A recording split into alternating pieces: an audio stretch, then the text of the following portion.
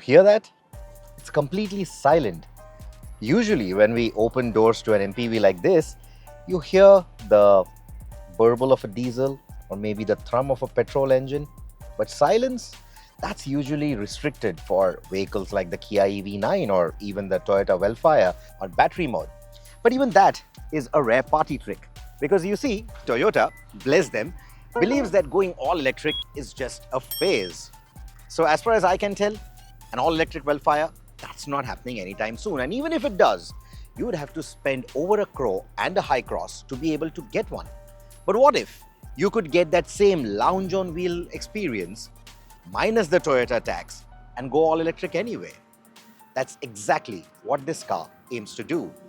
This, ladies and gentlemen, is the MG M9.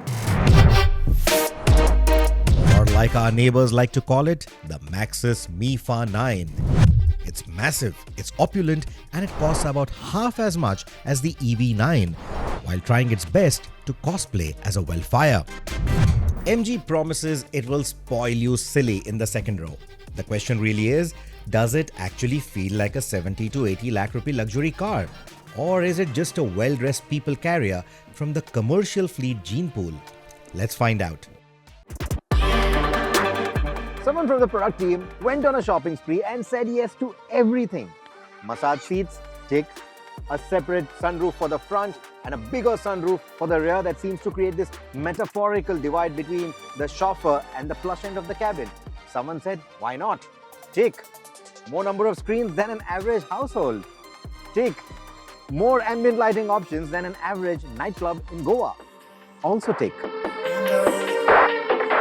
And some of those features are actually quite useful, like those big lounge chairs that recline, massage, and move in more ways than you would have thought. What the seats can do is actually a conversation starter in itself. Like for example, they don't just move forward and back, they also move sideways to begin with, and then they nicely stretch out. So when you want to just get a snooze, maybe look at the cloud, it's going to nicely let you relax. You have the screens at your disposal, and there's also the massage function that I was talking about, which feels more than just a poke at your spinal cord. It's actually quite comforting, especially on those long journeys, those long bumper-to-bumper traffic jams. I also absolutely love the kind of airy feel that you get inside this cabin. The big glass pane obviously helps, and then even the windows. These are some of the largest windows that I've ever experienced from the second row of a car. Too bad that the window blinds are manually adjustable and not electrically adjustable when the rest of the stuff actually is. But hey, if I had to go nitpicking, it's not just this. You know, all these materials, nice and soft touch, there's a nice mix of materials, it all feels good. But some of the plastics, in the not so common areas, they aren't what they promise to be. Also, those exposed mounts for your seatbelt, it looks like public transport in my opinion. In fact, some of the plastics are already falling apart. If you put kids in the third row, they're probably going to poke a hole through the speaker housing. And out here, I was hoping for a tray to come out, but what's coming out right now are tissue papers. Worry not though, the table is available as an accessory, and those falling plastics are probably because these are pre-production prototypes. What you're seeing in the rearview mirror is actually the feed from the camera, but usually on luxury cars, the cameras are on top, a part of the shark fin antenna. Here, however, the camera has been placed on the tailgate itself, which means that the spray from rainwater, like the rest of the car, is going to dirty the camera as well. But that's not a big deal because a little toggle switch on the rearview mirror is going to let you quickly toggle between the display versus a standard conventional camera.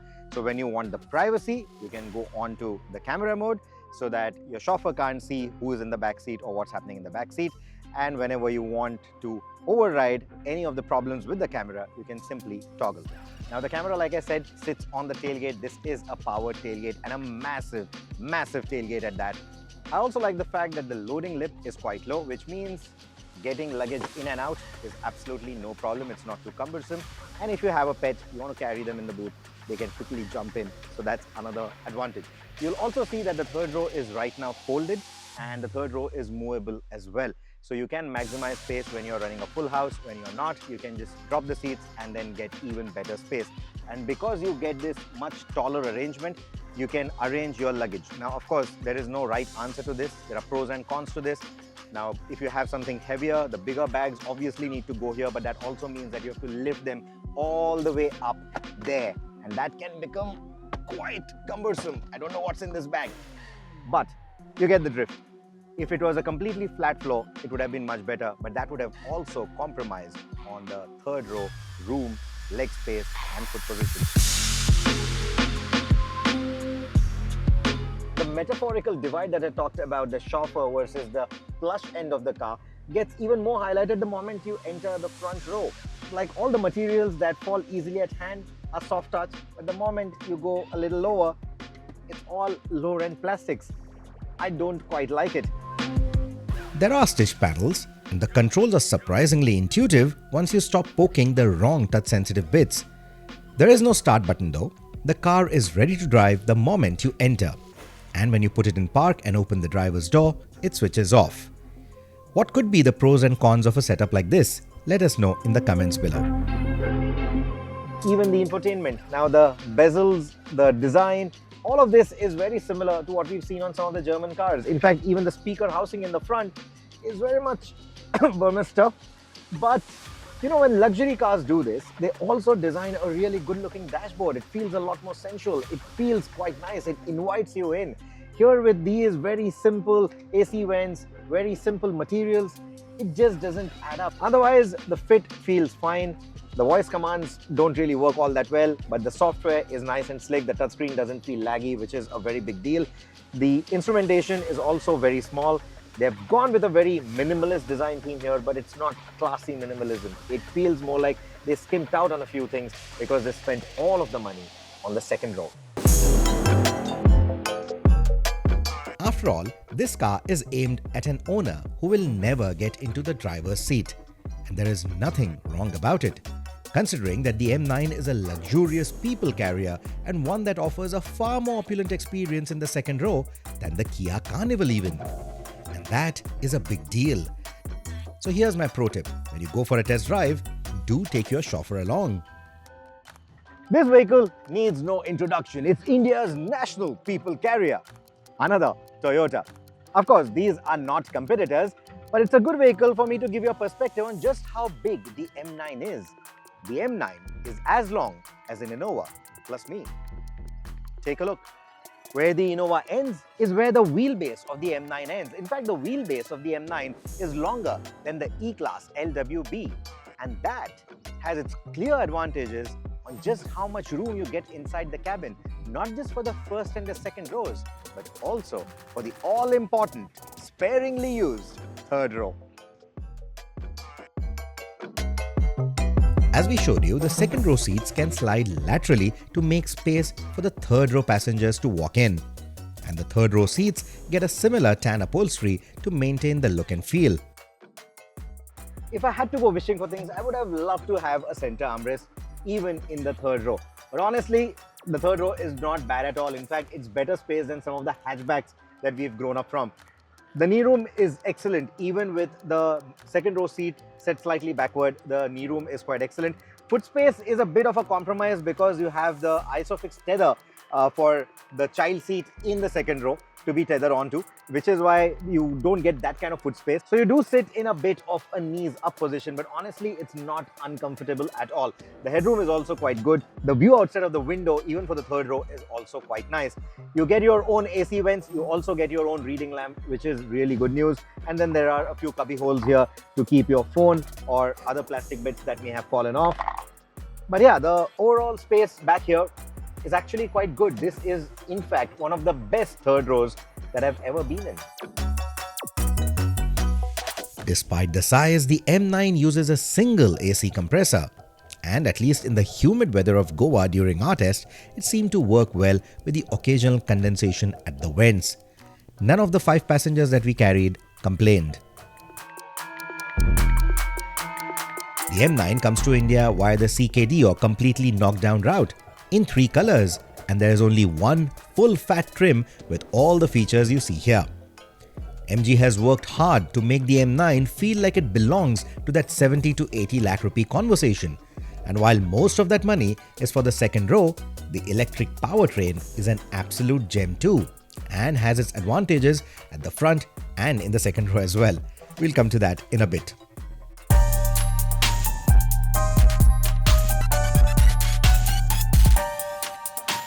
The M9 is unapologetically big.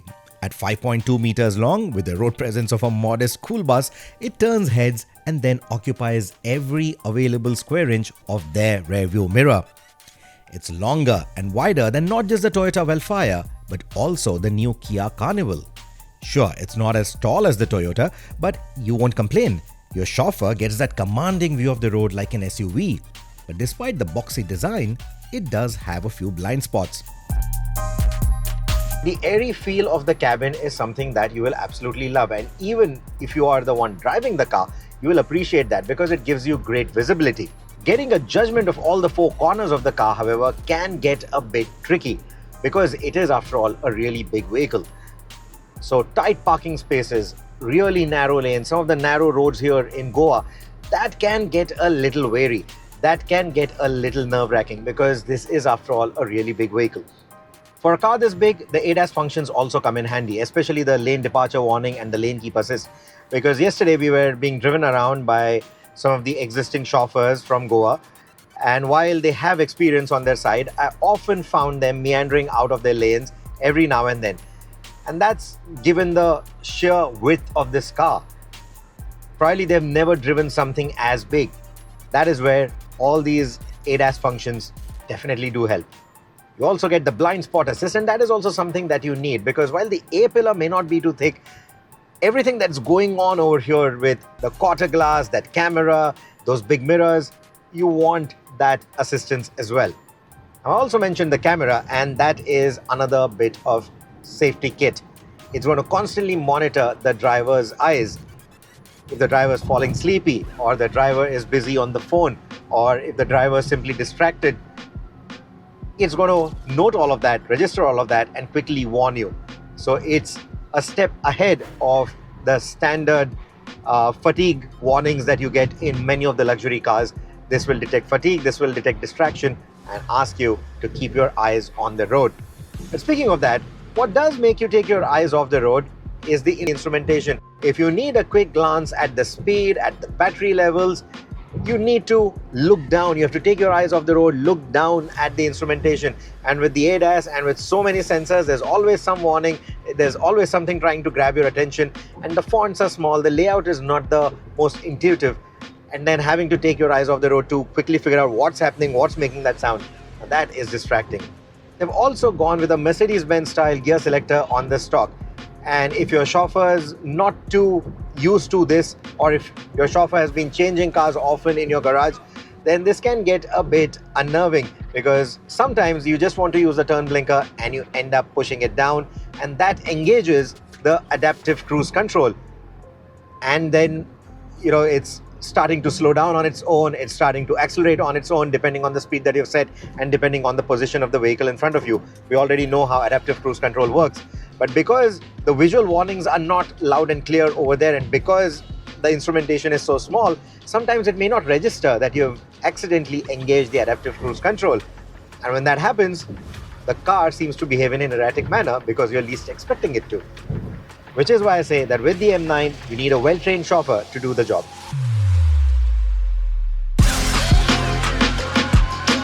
Now, taking U-turns, not that big a deal because this is a skateboard architecture and it has a really good turning radius as well. So I'm not too worried over there. But yeah, sometimes you do have to make these 3-point turns, and that is where things can get a little unnerving. You do get parking sensors, you do get camera aids and whatnot. All of that is on the screen, but the cameras, not high resolution. The brightness levels are not that great. And well, they are not the best aid, let me put it that way. They can be a little bit tricky at times. Add to it a steering feel that gives hardly any feedback, and you don't really know what the front wheels are doing. Simply put, there is a bit of a learning curve involved with this vehicle. Apart from that, as a powertrain, excellent powertrain, torque is never going to be a problem. It's never going to be out of breath. So uphill climbs, flyovers, none of that is ever going to be a worry for this car. You do get different driving modes as well, so if you need that additional punch, you can again dial that up too. Now, braking can often get unnerving with big vehicles like these, but it's not that big a worry. With the assistance of the regenerative braking, it feels nice and confident. Even from triple-digit speeds, when you have to come to a complete halt, it's not that big a problem. And in the city, the regenerative braking works really well. So if you have to resort to single pedal driving, you can do most of it quite nicely. For a car this big, a 90 kilowatt-hour battery pack sounds humble. They could have gone over 100. They could have given you over 600 kilometers of range. The claim right now is going to be somewhere around the 400 kilometer mark if we go with the WLTP claims. They don't have one for the Indian driving cycle yet. But even if you get between 350 to 400 kilometers of real world range, I think it's pretty decent. The car is comfortable, it's got the long legs, so you will want to probably take it road tripping often or be driven in it often to long distances. And even if that happens, with all the fast charging capability that it has, you should get by without a problem. However, if you're purely looking for an EV to be driven around in the city environment, and you don't necessarily need 3 rows of seating, and you don't necessarily need to make a statement about the size of the vehicle that you're driving, even something like the BMW iX1 LWB might just do the job for you. It offers excellent second row comfort, clearly not as comfortable or as limousine-like as this car. But if you don't need all of that and you want to flaunt a badge, I believe that the iX1 is going to steal a lot of customers from the MG M9. Compared to a typical body-on-frame MPV like the Innova, the ride quality is definitely better. You see, with the Innova, when you're traveling with a light load, not traveling with a full house, you get a lot of that bouncy feeling, that bouncy sensation. The ride just feels all over the place. Here, because of the weight of the batteries, there's already enough weight in the car to give you a composed drive. Even if you are driving alone, or even if it's just your chauffeur and you, the ride feels quite composed. However, the moment you get onto, say, concrete road from tarmac road, there's a marked difference between the two. Especially the third row, you're literally sitting on the overhangs, you're sitting behind the rear wheel. So there you can feel a lot of the jitters, you can feel a lot of the imperfections from the road. Even in the front, you do feel a bit of those vibrations. In the second row, however, it's not that bad. You're well cushioned, the seats are really good, and with all the weight of the batteries below you, you are in the sweet spot. Let's put it that way. So that's the better place to be in. So with the kind of comfort that it offers and with the kind of range that it is at least promising on paper, I think even for long distances, it's not a bad deal. Whether you're driving in the metros, whether you're driving in smaller towns, whether you're driving through the villages, the M9, thanks to its size and its imposing stance and all the styling elements that it has, it definitely does attract attention. The green number plate definitely highlights that you are making a green statement as well. And to maintain a clear distinction between the M9 versus whatever else MG sells, they have now come up with this range of more premium dealerships called MG Select. That is where you will get the more premium cars like the Cyberster, the M9, and whatever bigger, more expensive vehicles they will launch in the future. And it promises to give its customers a more premium, a more luxury-oriented experience. And I think that's a good move, because for someone who is willing to spend this kind of money on the MG badge, you want to have a different experience. You want to be treated a little differently. You want to feel good about the purchase more than what the car can offer you. And that is exactly where these value-added services come into the picture. How that pans out, does it really work for MG, is something that only time will tell. And pulling back into the hotel, I can't help but think that most of the sales for the M9 are going to be institutional. It's places like these that would prefer a vehicle like this. It makes the green statement, it gives you the space, it gives you the comfort, and being an MG, it also promises lower running costs, lower maintenance costs compared to the luxury brands. So for them, it definitely fits. As for the vehicle, I think it does hit the sweet spot quite well. Yes, there are a few things that could have been done better, but overall, it does quite a good job. Let's just see how the market accepts the pricing now. And on that note, it's time to sum it up. With the M9 and the new line of select premium dealerships, MG is clearly testing new waters. Now, the stablemate for this car is the MG Cyberster, a beautiful looking car, which means is going to have easier pickings thanks to its body style. But the path for the M9 is going to be a rather difficult one. Because you see, on one end, you have the luxury brands. These are marks that can easily lure people away from the MG brand. On the other end, you have the Toyota Vellfire, the definition of luxury MPVs in India right now. We've always seen, no matter where Toyota prices its products, luring people away from them is a very difficult affair. But the opportunity here is the void between the Carnival and the Vellfire. And that is exactly what the M9 aims to fill in. It's a value for money offering. It does have its shortcomings, but India is a value-conscious market. So for someone looking to step up from the Carnival but not stretch all the way to a Vellfire, might just find the right answer in the M9. And if that happens, this could be the next big thing for MG, quite literally.